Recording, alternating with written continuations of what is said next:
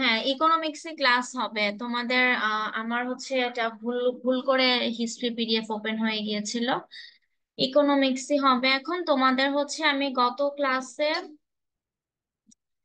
টেস্টের প্রশ্ন যেটা সলভ করাছিলাম সেটা হচ্ছে তোমাদের লাস্ট, আমি এই চিত্রটা পর্যন্ত তোমাদের বলতে পারিনি, মিটিং এন্ড হয়ে গিয়েছিল। আজকে এটাই আমি আলোচনা করে দিচ্ছি, ঠিক আছে? আচ্ছা, বিষয়টা দেখো এখানে কি বলেছে। এই থিওরিটা কিন্তু আমাদের ছিল কি, আমি আরেকবার বলে দিচ্ছি যে মোট, গড় এবং প্রান্তিক, ঠিক আছে? মোট, গড় এবং প্রান্তিকের মধ্যে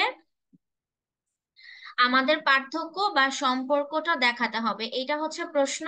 তো তোমাদের মোট, গড়, প্রান্তিক কি এবং এগুলোর সূত্র কি, কিভাবে তুমি টেবিল নির্ণয় করবে, এগুলা কিন্তু তোমাদের সম্পূর্ণ গত ক্লাসে সুন্দর করে বলা আছে। ঠিক আছে, এখন হচ্ছে তোমাদের চিত্রটা জাস্ট বুঝিয়ে দেওয়া বাকি ছিল, এটা আমি প্রথম থেকেই বলবো। যেমন দেখো চিত্রটাতে কিভাবে কি হচ্ছে। এই চিত্রটা হচ্ছে আমরা এখানে জাস্ট এমসি আর এসিটাকে বর্ণনা করব আমরা, যেটা টোটাল কস্ট সে বিষয় পরে আসবে, ঠিক আছে? আপাতত খেয়াল করবা যে প্রান্তিক ব্যয় এবং হচ্ছে আমাদের গড় ব্যয় বা প্রান্তিক উৎপাদন গড় উৎপাদন একই, একটা উৎপাদন দিয়ে বলবো, একটা ব্যয় দিয়ে ব্যাখ্যা করব, এটাই পার্থক্য। যেমন দেখো এখানে তোমরা টেবিলটার দিকে ফোকাস করবা আর এই জায়গায় চিত্রও দেখবা এবং ব্যাখ্যাটাও দেখবা পার্থক্যটা কিভাবে আসছে।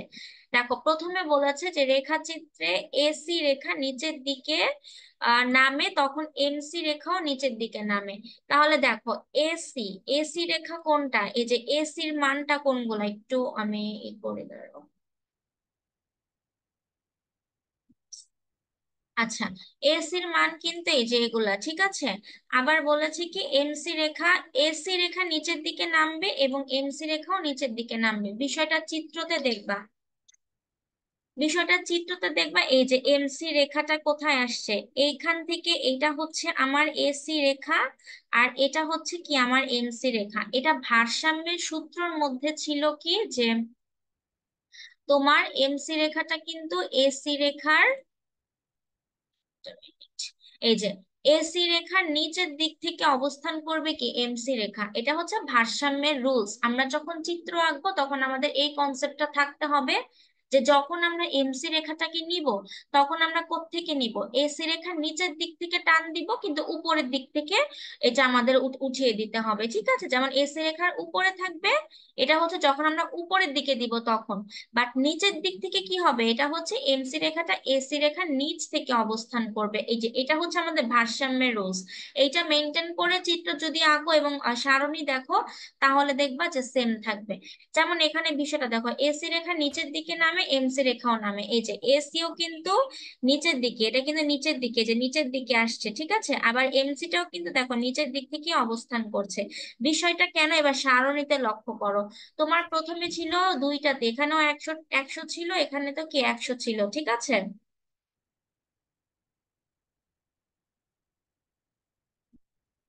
পরবর্তীতে দেখো এখানে 90, এখানে 80, দুইটাই কিন্তু কমে গিয়েছে, দেখেছো? আগেরটার সাথে পরেরটাকে কম্পেয়ার করবা, বিষয়টা এরকম। তোমার আগে ছিল 100, পরবর্তীতে আসছে কত, 90। তাহলে প্রান্তিকে তোমার প্রথমে ছিল 100, পরে আসছে কত তোমার 80। তাহলে দেখো কমছে না, কমছে কিন্তু এটা। তারপরে দেখো 80, তাহলে গড় ব্যয় এসি, আমরা এসি খেয়াল করব, এটা কি হচ্ছে আরো কমে 80-তে চলে আসছে। আবার এমসির ক্ষেত্রে দেখো 80 ছিল, আরো কমে 60-এ চলে আসছে। সেম ভাবে আবার 80 থেকে এসি 70-এ চলে আসছে হ্রাস পেয়ে। সেম ভাবে এমসি হ্রাস পেয়ে আবার 40-এ চলে আসছে। এই যে এই প্রসেসটা এতটুকু পর্যন্ত, এতটুকু পর্যন্ত কি হচ্ছে, দুইটাই কিন্তু হ্রাস পাচ্ছে, মানে দুইটাই নিচের দিকে নেমে আসছে।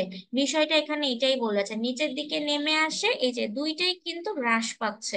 ঠিক আছে, এটাই আমার প্রথম লাইনের ব্যাখ্যাটা এখানে বলেছেন। একটু ইরেজ করি তারপরে বলছি। পরবর্তীতে দেখো এখানে বলেছে এ পর্যায়ে এমসি রেখা এসি রেখার নিচে, অর্থাৎ এসি হতে এমসি কম হয়। বিষয়টা হচ্ছে বলেছে কি এসি থেকে এমসি কম হবে। কেন কম হবে, দেখো এখানে 90 ছিল, এখানে 80, তারপরে এসি আমার 80 ছিল, পরবর্তীতে এমসি আমার কত 60, আবার এখানে এসি 70, পরবর্তীতে আমার এমসি কত 40। বিষয়টা কি দুইটাই হ্রাস পাচ্ছে, তবে এসির থেকে এমসিটা বেশি হারে কমছে, এটাই কিন্তু এই যে লাইনটা ব্যাখ্যা করেছে। তুমি টেবিলটা যা করেছো, চিত্র তাই করেছো, ব্যাখ্যাও তাই করেছো, যে এসি রেখা নিচের দিকে নামে, এমসিও নামে, মানে উভয়ই হ্রাস পাচ্ছে। 1 নাম্বার পয়েন্ট শেষ। 2 নাম্বার, আমাকে দেখতে হবে কোনটা বেশি হারে কমছে। তার মানে আমার বেশি হারে কমছে এসি থেকে এমসি। সো এটাই এখানে লিখে ফেলেছি যে কোনটা কার থেকে বেশি কম, বাস। তারপরে বলেছে কি প্রান্তিক ব্যয় এমসি, গড় ব্যয় এসি হতে কম। এই যে কমের কমের কথাটা, এটা হচ্ছে প্রথম পর্যায়ে। এটা তোমরা লিখতে পারো কি, যে প্রথম পর্যায়ে এসে, 1 মিনিট, ঠিক আছে, একটু হোল্ড করবো।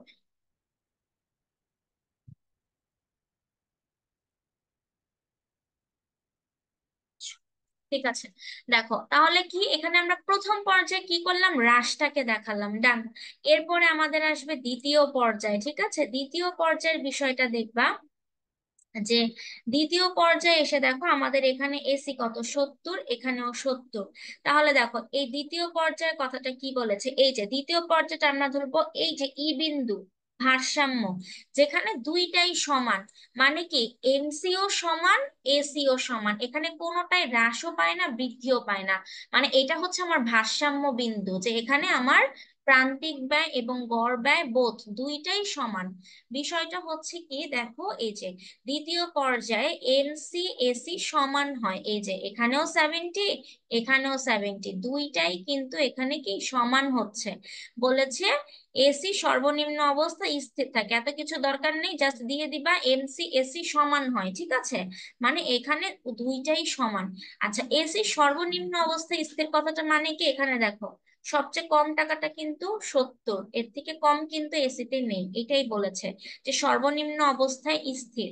তাহলে বিষয়টা কি হচ্ছে, গড় ব্যয় এসি এবং প্রান্তিক ব্যয় এমসি সমান এম ই হয়।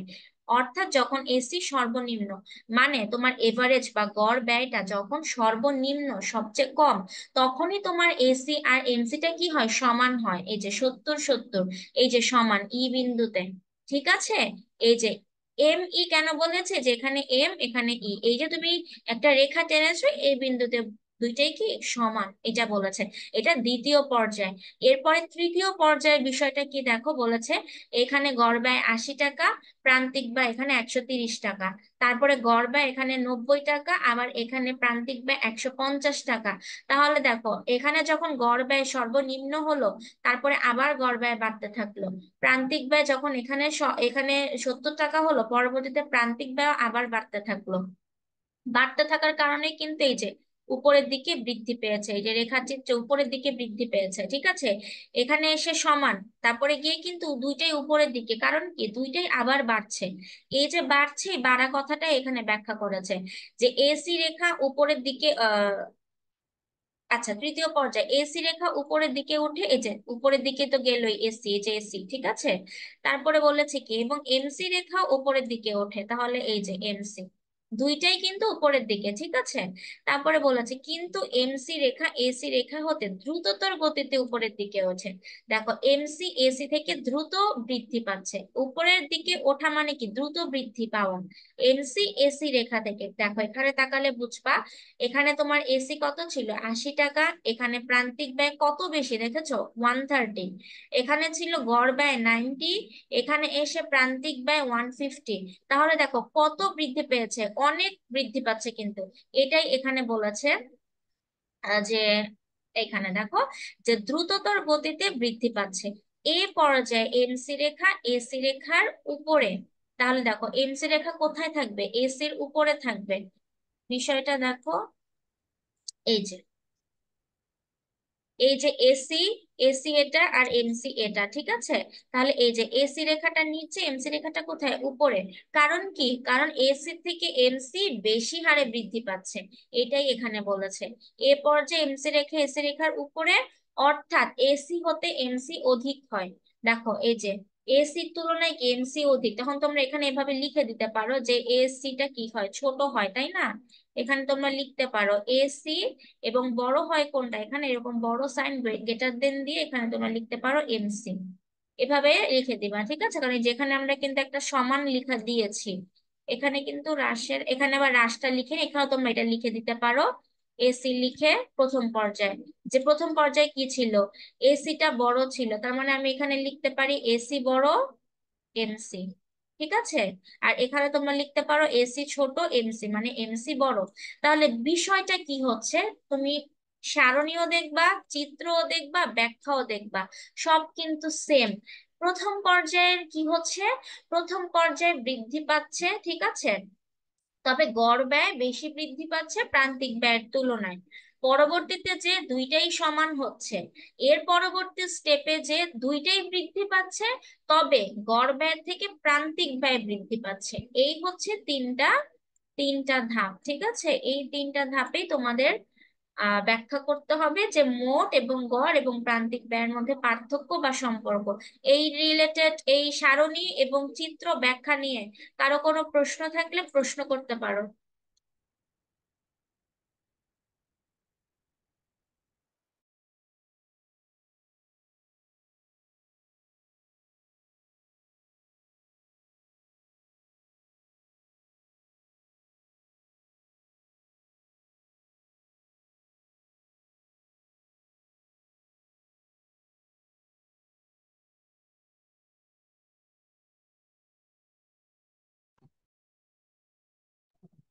চিত্রটা আরেকবার একটু দেখি।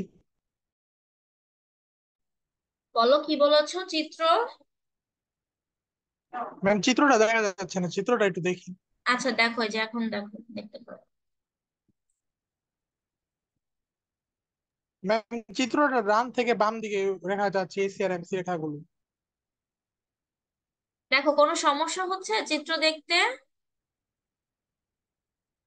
এই যে জুম করে না দিচ্ছি ম্যাম, দেখো, ঠিক আছে। এসি রেখা। বলো, প্রশ্ন থাকলে প্রশ্ন করতে পারো। এই যে চিত্র। ম্যাম রেখা দুটো ডান থেকে বাম দিকে যাচ্ছে। হ্যাঁ, এই যে ডান থেকে বাম দিকে যাবে, এইটাই কেন বেশি কম সেটা কিন্তু আলোচনা করা আছে, ঠিক আছে। ম্যাম টিসিটা কোথায়? কি কোথায়? TC total cost. হ্যাঁ, সেটা আমি তোমাদের পরে দেখাবো, বলেছি তো, আগে এটা দেখো, এমসি আর এসিটা, এটা দেখো, তাহলে তারপরে কি বলে দিব। তাহলে কি এখানে দুইটা চিত্র হবে নাকি এখানে একটাই? এখানে দুইটা, এখানে এটাই দিবা, এমসি এসি দিবা। তোমাদের টি সিটটা আমি এখানে বই, এটা আমি পাইনি তোমাদের ব্যয়ের ক্ষেত্রে, তবে উৎপাদনের ক্ষেত্রে পেয়েছি।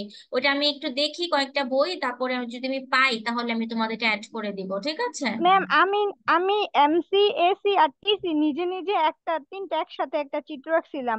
এখন ওইটা আপনাকে ইনবক্সে দিলে একটু দেখে দিয়েন যে হবে হ্যাঁ কিনা। হ্যাঁ, অবশ্যই, ঠিক আছে, তুমি আমাকে পাঠিও, আমি দেখে দেব। আচ্ছা ঠিক আছে।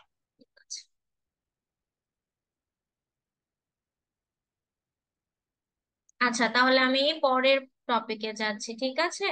এটা কিন্তু আমাদের ডান। পরে দেখি আমাদের কি প্রশ্ন আছে। আচ্ছা, পরেরটাও কিন্তু এরকমই অনেকটা দেখবা, এটা তোমাদের এইটার সাথে অনেক মিল পাবা। একই, দুইটা একই আসলে, এখানে তেমন কোনো পার্থক্য নেই, বাট একটা হচ্ছে উৎপাদন, বাট এখানে চিত্রতে আমরা একটু পার্থক্য দেখবো বিষয়টা। ঠিক আছে, এখানে আমাদের চিত্রতে পার্থক্য দেখবো, তবে দেখো এখানে আমাদের বলেছে কি মোট, একটা মিনিট।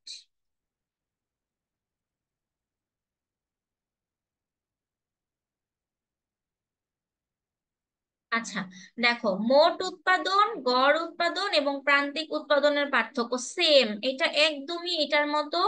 এই যেটা পড়েছো তোমরা ব্যয়টায় নিয়ে, এই যে মোট ব্যয় গড় ব্যয়, এইটাই জাস্ট এখানে ব্যয় লিখেছো, এখানে উৎপাদন লিখবা, তারপর আমি তোমাদের একটু বলে দিচ্ছি। পার্থক্য তেমন নাই। যেমন এখানে বলেছে কোন একটি নির্দিষ্ট সময় নির্দিষ্ট পরিমাণ উপকরণ ব্যবহার করে দ্রব্য সামগ্রী উৎপাদিত মোট পরিমাণকে মোট উৎপাদন বলা হয়। তাহলে মোট ব্যয়টা কি পড়েছিল, এই যে উপকরণগুলা উৎপাদন করতে যে টোটাল কস্ট বা টোটাল যে ব্যয়টা হয়, সেটা আমরা পড়েছিলাম ব্যয়, ঠিক আছে, কাঁচামালের যে মোট খরচটা। আর উৎপাদনের ক্ষেত্রে কি, এই যে উপকরণ দিয়ে তুমি উৎপাদন করবা, তোমার উৎপাদনের যে পরিমাণটা, এটাকে বলেছে টোটাল প্রোডাক্ট বা হচ্ছে তোমার মোট উৎপাদন, ঠিক আছে। তুমি একটা পণ্য উৎপাদন করার জন্য তোমার যা যা প্রয়োজন, ঠিক আছে, টোটালটা মোটটা, এটা কিন্তু উৎপাদনের উপকরণ। আর উৎপাদনের উপকরণ বলতে আমরা কিন্তু বুঝি কি, যে ভূমি শ্রম মূলধন সংগঠন পড়েছিলাম। আর উৎপাদনের সাথে ভূমি, শ্রম, মূলধন, সংগঠন এগুলাই প্রয়োজনীয়। আর সবসময় মনে রাখবা ওই মোট উৎপাদন, প্রান্তিক এবং গড় উৎপাদনের ক্ষেত্রে এখানে আমাদের সবচেয়ে বেশি মেইন একটা জিনিস কাজ করে, সেটা হচ্ছে কি শ্রম এবং মূলধন। আমরা সবসময় ধরি কি শ্রমের পরিমাণটাকে আমরা ধরি পরিবর্তনশীল, এবং মূলধন কিছু কিছু ক্ষেত্রে পরিবর্তনশীল, কিছু কিছু ক্ষেত্রে স্থির। তবে আমরা পরিবর্তনশীল একটা চলক হিসাবে কাকে ধরি? শ্রমকে ধরি, এল কে। এই জন্য এখানে কিউ সমান সমান কি বলেছে? ফাংশন অফ এল কে। ঠিক আছে, এল দিয়ে বুঝিয়েছে কি শ্রম, লেবার, আর কে দিয়ে বুঝিয়েছে ক্যাপিটাল তো তোমাদের সি দিয়ে হয়, তবে এখানে কে দিয়ে বুঝিয়েছে কি মূলধনের টোটাল পরিমাণটা। আমরা যখন মোট পরিমাণটা পাবো, মোট উৎপাদনটা পাবো, সেটাকে তুমি উপকরণ দিয়ে যদি ভাগ করো, তাহলে তুমি যেটা পাবা সেটা হচ্ছে তোমার গড় উৎপাদন। এই যেখানে বলেছে উৎপাদনের অন্যান্য উপকরণ স্থির রেখে মোট উৎপাদনকে একটি পরিবর্তনশীল উপকরণ দ্বারা ভাগ করলে যে পরিমাণ উৎপাদন পাওয়া যায় তাকে গড় উৎপাদন বলে। আর আমাদের ব্যয়ের ক্ষেত্রে কি ছিল? যে মোট উৎপাদনটাকে আমরা কিভাবে আহ আমরা খরচ দিয়ে যেটা ভাগ করি, এটা এরকমই তো ছিল। তাও তোমাদের আমি পার্থক্যটা একটু দেখিয়ে দেই এখান থেকে। এই যে গড় ব্যয়ের ক্ষেত্রে দেখো, কোন নির্দিষ্ট সময়ে কোন দ্রব্যের মোট উৎপাদনের ব্যয়কে মোট উৎপাদনের পরিমাণ দ্বারা ভাগ করলে গড় ব্যয় পাওয়া যায়। ঠিক আছে, মোট উৎপাদন ব্যয়কে উৎপাদনের পরিমাণ দিয়ে ভাগ করা, টিসি ডিভাইডেড বাই কিউ, এটার কিন্তু সূত্রটা পড়েছো এখানে ব্যয়ের ক্ষেত্রে। আর উৎপাদনের ক্ষেত্রে দেখো বলেছে কি, এই যে তোমার সব উপকরণকে তুমি স্থির রাখলা। এখন উপকরণ জিনিসটা কি? ভূমি, শ্রম, মূলধন, সংগঠন। এখন মনে করো ভূমি, মূলধন, সংগঠন তোমার স্থির থাকবে, ওগুলোকে তুমি পরিবর্তন করতে পারলা না। পরিবর্তন করতে পারবা শুধু কাকে? শ্রমকে। কারণ কি আমরা পড়েছি বইয়ের মধ্যে, বই টপিক যখন পড়িয়েছি তখন কিন্তু আমরা পড়েছিলাম যে শ্রম হচ্ছে পরিবর্তনশীল উৎপাদন। সেই ক্ষেত্রে আমরা বলতে পারি কি, যে এই যে তোমার মোট উৎপাদন তুমি পেলা, Q is equal to function L Q, এটাকে যখন তুমি উৎপাদনের উপকরণ, কোন উপকরণ দিয়ে ভাগ করবা? পরিবর্তনশীল উপকরণ দিয়ে, মানে শ্রম দিয়ে যখন ভাগ করবা, তখন তুমি যেটা পাবা সেটা তোমার গড় উৎপাদন বা এভারেজ প্রোডাক্ট। ঠিক আছে, যেমন দেখো প্রোডাকশন হবে এখানে, প্রোডাকশন, প্রোডাক্ট কেন লিখলাম, প্রোডাকশন হবে। ঠিক আছে, তাহলে দেখো মোট উৎপাদন ডিভাইডেড বাই মোট পরিবর্তনশীল উপকরণ, এখানে কিন্তু মোট পরিবর্তনশীল উপকরণ আসবে, মানে এটাকে আমরা এল ধরি। এটা কিন্তু আমি তোমাদের আগের ক্লাসগুলোতেও বলেছি। তারপরে আসো প্রান্তিক। প্রান্তিক কথাটা বলেছি এক একক পরিবর্তনের জন্য যেটা পরিবর্তন হয় সেমই থাকবে। প্রান্তিক কথাটা কিন্তু এটাই, যে তোমার এক একক উৎপাদনের জন্য তোমার উৎপাদনের কি পরিবর্তন হবে বা ব্যয়ের কি পরিবর্তন হবে। যেমন উৎপাদনের অন্যান্য উপকরণকে স্থির রাখবা, এখন উপকরণ বলতে সেম ভূমি, মূলধন এবং সংগঠন। পরিবর্তন করবা কাকে? শ্রমকে। ঠিক আছে, এই যে পরিবর্তনশীল উপকরণের এক একক পরিবর্তনের ফলে মোট উৎপাদনের যে পরিবর্তন হয় তাকে প্রান্তিক উৎপাদন বলা হয়। তাহলে সূত্রটা হবে কি, মোট উৎপাদনের পরিবর্তন ভাগ হচ্ছে মোট শ্রমের পরিবর্তন। এই যে পরিবর্তন, এই পরিবর্তনটাকে না মনে আছে আমরা কি সাইন দ্বারা প্রকাশ করি? এই যে ডেল্টা। এই ডেল্টা দিয়ে আমরা প্রকাশ করি কি এক একক পরিবর্তন বা পরিবর্তনটাকে, চেঞ্জেসটা কত হয়েছে। ঠিক আছে, এই এই যে পার্থক্য যা বললাম ব্যাখ্যা, এই পার্থক্যটা এখানে বলেছে। এটা তোমাদের আমি বাসায় টাস্ক দিচ্ছি, এটা নিজে নিজে করবা। এই ক্রমবর্ধমান হারে বাড়া, ক্রমহ্রাসমান হারে বাড়া, কমা, এগুলা কিন্তু এই যে এখন যে চিত্রটা তোমাদের পড়িয়েছি আমি, এই চিত্রটার সাথে কিন্তু এটা অনেক অনেকটা রিলেটেড। ঠিক আছে, যে এক সময় দেখছো বাড়তেই থাকবে ক্রমবর্ধমান হারে, এক সময় ক্রমহ্রাসমান হারে, মানে কি একবার বাড়বে একবার কমবে। ঠিক আছে, আরেকবার স্থির থাকবে। তো এই জিনিসগুলা তোমাদের বাসায় পড়ার জন্য দিলাম, তোমরা এটা বাসায় নিজে নিজে পড়বা, পড়ে দেখবা এটা বুঝতে পারো কিনা। ঠিক আছে, ওকে। তারপরে আমরা চিত্রটা ফলো করব। চিত্রতে কি বলেছে? চিত্রটাও আমাদের ওই সারণীর সাথেই মিলবে। একটা মিনিট দাঁড়াও।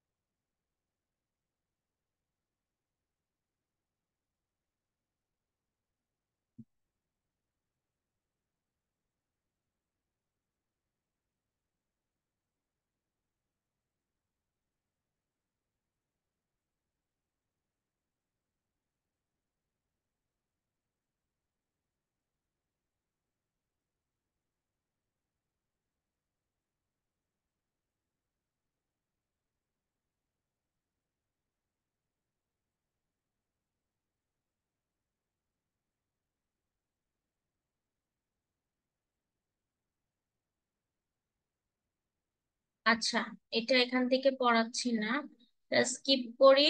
এটা তোমাদের আমি একটা টেবিল আগে দিই, এটার একটা টেবিল যাবে, ঠিক আছে? এটা টেবিলের সাথে রিলেটেড করে তোমাদের ছকটা পড়াতে হবে, আদারওয়াইজ এটা বুঝবা না। আপাতত শুধু সংজ্ঞাগুলা দেখো, তারপরে হচ্ছে আমি চিত্রটা তোমাদেরকে নেক্সট ক্লাসে বুঝাবো। তবে উৎপাদনের জন্য আমার একটা টেবিল টেবিল করে অ্যাড করে তারপরে তোমাদের এই চিত্রটা ব্যাখ্যা করে দিতে হবে, ঠিক আছে?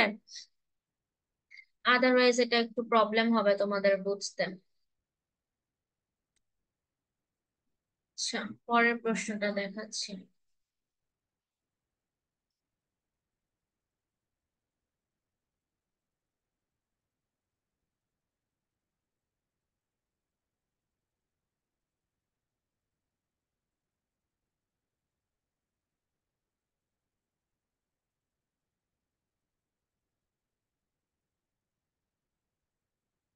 আচ্ছা, একটা যখন আজকে চিত্র করলাম, একটা সহজ প্রশ্ন করি, তারপরে হচ্ছে আমরা আবার একটু কঠিন প্রশ্নের দিকে যাব। এটাও খুবই ইম্পর্টেন্ট একটা প্রশ্ন, ঠিক আছে? এটাও আমাদের এই উৎপাদন রিলেটেড চ্যাপ্টারেরই প্রশ্ন। যেমন এখানে বলেছে কি 16 নম্বরটা, বলা আছে কি যে উৎপাদন কাকে বলে এবং উৎপাদনের উপাদানগুলো ব্যাখ্যা করো। এটা কিন্তু আমাদের ইজি একটা প্রশ্ন। এখন এই যে আমরা একটু আগে, এটা কেন আমি এখন গেলাম, কারণ হচ্ছে আমরা যে উৎপাদনের উপকরণগুলা একটু আগে পড়লাম, যে আমাদের এই যে ক্রমহ্রাসমান হারে বাড়া বা ক্রমবর্ধমান হারে বাড়া, এই যে হ্রাস বৃদ্ধি হচ্ছে, এগুলা কেন হচ্ছে? এই যে দেখো, এই উপকরণগুলা কি কি, এই উপকরণগুলা হচ্ছে ভূমি, শ্রম, মূলধন এবং সংগঠন, ঠিক আছে? এই চারটাকে আমরা উপকরণ বলি। তাহলে তার আগে আমাদের আগে উৎপাদন কি সেটা জানতে হবে, কারণ উৎপাদন রিলেটেড প্রশ্ন যেহেতু পড়ছো, সেই ক্ষেত্রে উৎপাদনের সারণীটা যখন পড়বা তার আগে উৎপাদন কাকে বলে এবং উপকরণ গুলা কি, এগুলা ক্লিয়ার হতে হবে। এগুলা ক্লিয়ার হওয়ার পরে যদি আমরা ওই সারণী দিয়ে চিত্রটা বুঝি, তাহলে আমাদের জন্য আরেকটু বেশি সহজ হবে, ঠিক আছে? আদারওয়াইজ হচ্ছে একটু ঝামেলায় পড়তে পারো। আচ্ছা, ইকোনমিক্স ওই কোয়েশ্চেন গুলোকে পিডিএফ দিচ্ছে না, আসলে আমি পিডিএফটা এখনো দিতে পারিনি, কারণ কি অনেকগুলা প্রশ্ন আমার অ্যানালাইসিস করতে হচ্ছে। আর আমি অনেকের কাছে হচ্ছে প্রশ্নগুলো বলেছি আমাকে টেস্টের বা বোর্ডের দেওয়ার জন্য, তো অনেকে দিয়েছে, আবার অনেকে অনেক পরে পরে দিচ্ছে। তো ওগুলো অ্যাড করতে হচ্ছে, তো আমার এখনো ওয়ার্ড ফাইলের কাজ বাকি আছে, বুঝতে পেরেছো? তবে আমি বলেছিলাম তোমাদের দিয়ে দিব। আমি দেখি আরো 2-3 দিনের মধ্যে এই কাজটা কমপ্লিট করে আমি চেষ্টা করব দিয়ে দেওয়ার জন্য। ম্যাম, টেস্টের প্রশ্নগুলো আর কয়দিন পড়াবেন? এখন যতগুলো আছে ওগুলো এখন দেখি, আমিও তো বলতে পারছি না শিওর কয়টা প্রশ্ন আছে, সেগুলা দেখি কতদিন লাগে। ঠিক আছে, বলা যাচ্ছে না, ফুল পিডিএফ করার পরে একটা টাইম বলা যাবে। কেন, তোমার কি অন্য কোনো চ্যাপ্টারে কোনো সমস্যা আছে নাকি? না ম্যাম, ওই যে স্যার যে বলছিল না যে কয়েকটা টেস্টে কোশ্চেন পড়ায়া তারপরে যে প্রথম দিকের অধ্যায়গুলো পড়াতে, এই জন্য আর কি বললাম। আমি ও প্রথম আচ্ছা আচ্ছা। দিকের অধ্যায়গুলো তোমাদের, পারি না। আচ্ছা, এই যে তোমাদের এই জন্য। প্রথম অধ্যায় এখানে অনেকগুলা কাভার হয়ে যাবে দেখবা, আমি ওটা নিয়ে নিব বলেছে তো নিব অবশ্যই। আর এখানে দেখবা যে তোমাদের প্রথম চ্যাপ্টারের অনেকগুলা প্রশ্ন কাভার হয়ে যাবে। যেমন এই যে এখানে তোমাদের চাহিদার স্থিতিস্থাপকতা নির্ধারক, এগুলা এগুলা কিন্তু তোমাদের প্রথম চ্যাপ্টারের প্রশ্ন। এই যে ভারসাম্য দাম নির্ধারণ, উৎপাদন সম্ভাবনা রেখা, এগুলা প্রথম চ্যাপ্টারের প্রশ্ন। তারপরেও আমি তো বলেছি একটা ক্লাস আমি নিব, আমি অবশ্যই নিয়ে নিব, দেখি এটা পড়ানোর পরে, না হলে হচ্ছে এর মধ্যে আমি একটা দরকার পড়লে এক্সট্রা ক্লাস নিয়ে আমি নিয়ে নেওয়ার চেষ্টা করব, ঠিক আছে? আচ্ছা ম্যাম।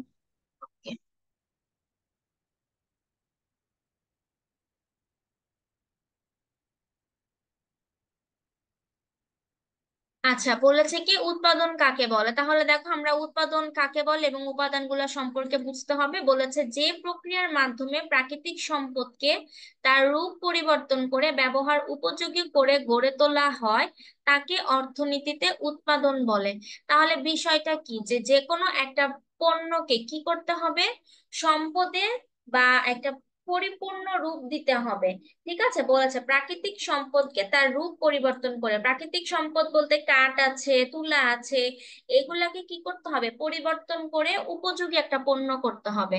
যেমন কাঠ থেকে আসবাবপত্র, তুলা থেকে কাপড়, এই যে উৎপাদন বা এই যে একটা আকার দেয়া হচ্ছে, এটাকে অর্থনীতিতে উৎপাদন বলা হয়। আর এর উপকরণ কয়টা, চারটা। যেমন একটা হচ্ছে ভূমি, শ্রম, মূলধন, সংগঠন, যেটা একটু আগেই বলেছি। ঠিক আছে, তাহলে দেখো এটা কিন্তু সম্পূর্ণ ভূমি, শ্রম, মূলধন, ভূমি, মূলধন আর হচ্ছে সংগঠন, এটা কিন্তু একদম প্রকৃতি প্রদত্ত। আর শ্রম কি, এটা হচ্ছে মানুষের, যে এই জন্য এটা পরিবর্তনশীল। তাহলে কেন আমরা শ্রমকে পরিবর্তনশীল বলি, কারণ হচ্ছে শ্রমটা কিন্তু মানুষ একটা সংগঠনে যা দিবে বা তার যে শক্তি খরচ করবে সেটাকে আমরা বলতে পারি কি শ্রম। ঠিক আছে, তাহলে এই যে অর্থনীতিবিদ ফ্রেশারের একটা সংজ্ঞা দেয়া আছে। উৎপাদন উপযোগ, উৎপাদন বলতে কাকে বোঝায়, আর একটা হচ্ছে অধ্যাপক আলফ্রেড মার্শালের একটা সংজ্ঞা দেয়া আছে।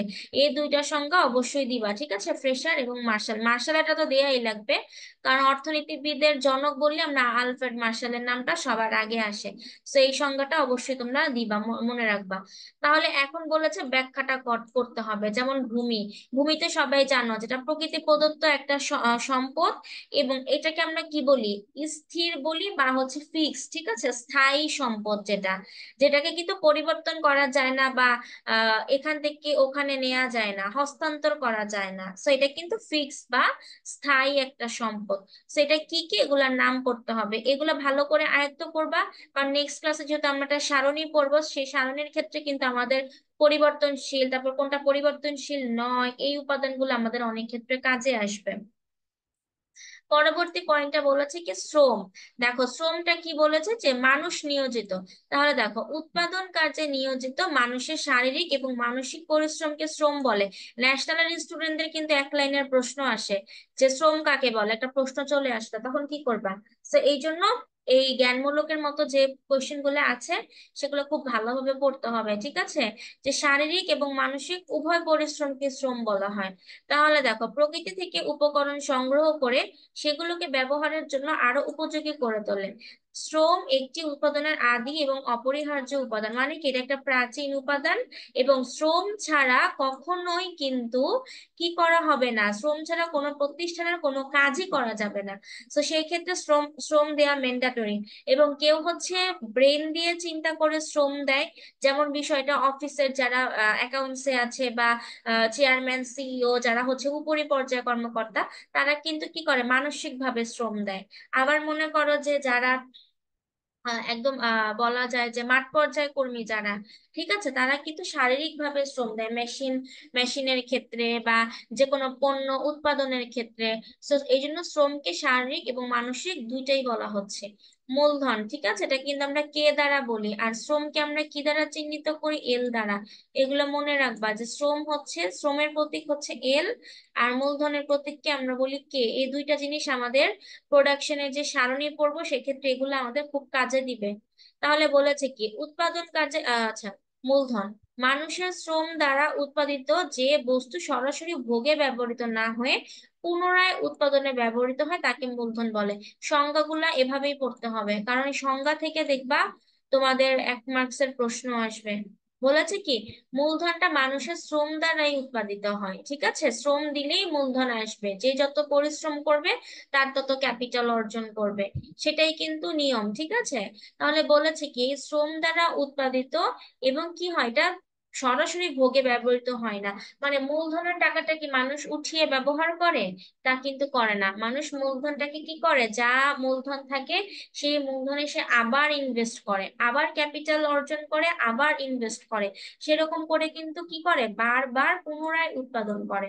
ঠিক আছে, যন্ত্রপাতি, কাঁচামাল, বিভিন্ন জিনিস উৎপাদন করতে পারে। আর সংগঠন বলতে আমরা বুঝি কি একটা প্রতিষ্ঠান। প্রতিষ্ঠান জিনিসটা কি, যে মনে করো আমরা একজন কর্মী বা অনেক কর্মী কোথায় কাজ করবে, একটা অফিস একটা সংগঠন, একটা বিদ্যালয় একটা সংগঠন। ঠিক আছে, যে কোনো একটা জায়গায় যখন কোনো কাজ করা হবে প্রতিষ্ঠান ভিত্তিক, সেটাকে আমরা বলতে পারি সংগঠন। যেমন আধুনিক কালে সংগঠন উপাদানগুলোকে একত্রিত করে এগুলোকে উৎপাদন কার্যে নিয়োগ করার উদ্যোগকে সংগঠন বলা হয়। এখন তোমার শ্রম আছে, মূলধন আছে, ঠিক আছে, তারপরে হচ্ছে তোমার ভূমি আছে। এখন যদি সংগঠন না থাকে তাহলে কোথায় তুমি বিজনেস করবা, কোথায় কাজ করবা, তাই না? তো এই জন্য অবশ্যই একটা সংগঠন বা একটা প্রতিষ্ঠানের কিন্তু প্রয়োজন। আর সেই জন্য এটাও একটা ফিক্স বা স্থায়ী সম্পদ আমরা বলতে পারি। তাহলে দেখো, সংগঠন একটা স্থায়ী সম্পদ, মূলধন, ঠিক আছে।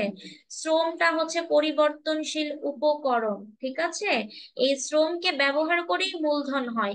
এই জন্যই যখন আমরা উৎপাদনের ওই প্রোডাকশনের সারণীটা পড়বো, বা একটু আগে যে চিত্রটা দেখালাম তোমাদেরকে, এটা যখন আমরা পড়বো, এই যে এই চিত্রটা যখন আমরা পড়বো, তখন এই যেখানে এল দেখেছো, এল এল, এখানে কেন এল এল এসেছে? কারণ এই এলটা হচ্ছে আমাদের শ্রম।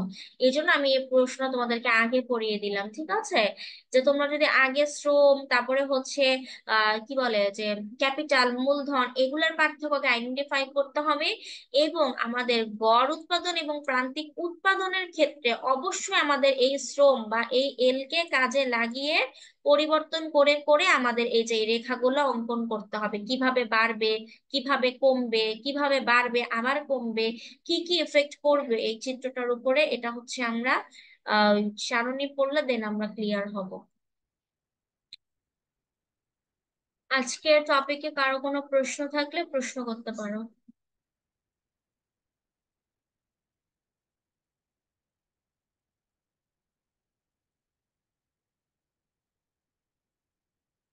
প্রশ্ন আছে কারো?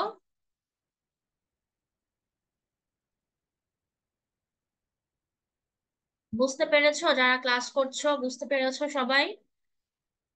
ইয়েস জি ম্যাম। ম্যাম। ঠিক আছে, ওকে, ঠিক আছে। আর 2টা দিন আমাকে সময় দাও, আমি তোমাদের এই পিডিএফটা দিয়ে দিব। আমি আমার আসলে হাতে অনেকগুলা পিডিএফ এর কাজ ছিল, যার কারণে আমি এখন আপলোড করতে পারিনি।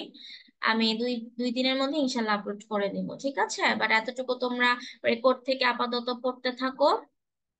আর যদি প্রবলেম হলে অবশ্যই সেগুলাতে তোমরা মার্ক করে রাখবা, নেক্সট ক্লাসে বলবা যে কোথায় বুঝতে পারো নাই।